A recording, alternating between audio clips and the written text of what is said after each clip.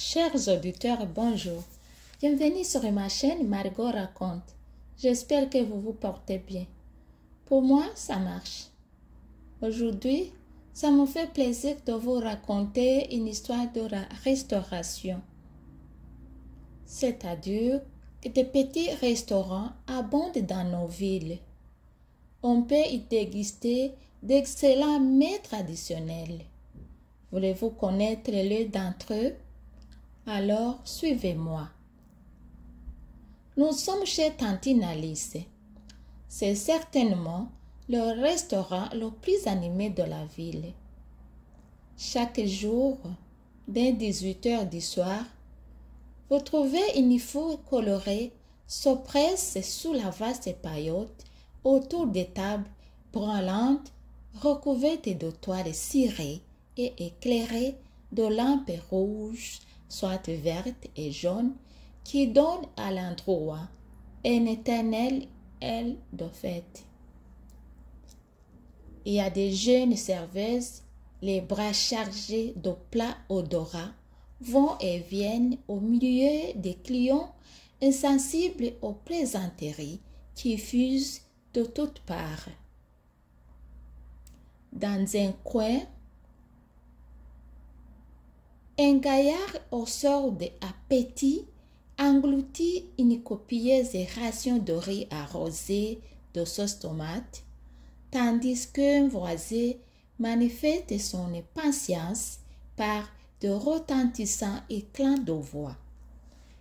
Alors, elles viennent ces brochettes. À la table d'à côté, un groupe d'amis délibère sur le choix des menus et se décide en fait pour des poissons braisés accompagnés de bananes frites.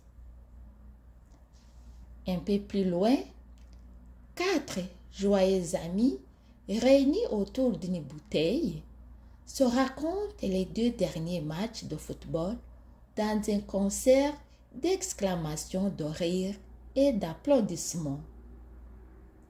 Mais le plus amusant est d'observer Tantine Alice qui, devant son comptoir, dirige son petit nombre comme un général à la tête de ses troupes.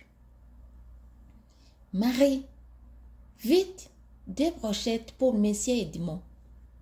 Georgette, apporte une bouteille d'eau pour Monsieur Fabien. Et toi, Francine, qu'attends-tu pour débarrasser cette table? Bien sûr, c'est elle qui tient la caisse. Et il faut voir comme son visage s'illumine chaque fois qu'un client vient lui payer le prix de son repas. Il y a parfois palabre sur le nombre et le prix des boissons consommées, mais généralement, tout se termine dans la bonne humeur. Et l'on peut être sûr que le client reviendra chez Tantine Alice. Voilà un restaurant qui n'est pas comme les autres. Accueil chaleureux, la propreté, bon service, et on s'occupe vraiment de toi comme il faut.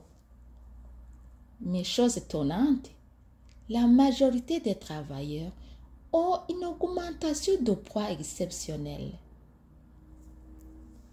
Le 2 nous a dit qui travaille à l'auteur mange à l'auteur.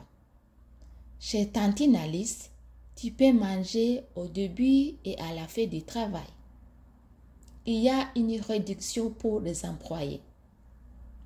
Voilà, certains n'ont pas besoin de manger de chez eux. Tout est là. Tu peux manger comme tu veux. Chers auditeurs, notre histoire se termine par ici.